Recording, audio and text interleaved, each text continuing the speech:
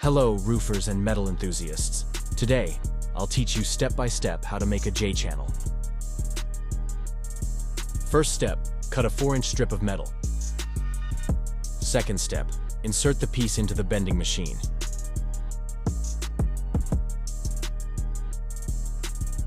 Third step, bend half an inch at a 180-degree angle and press firmly.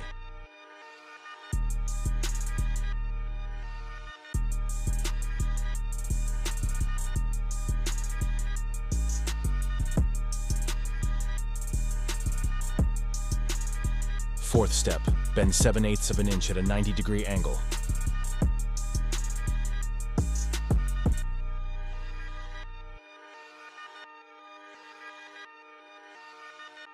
Fifth step, bend again 7/8 of an inch at a 90-degree angle.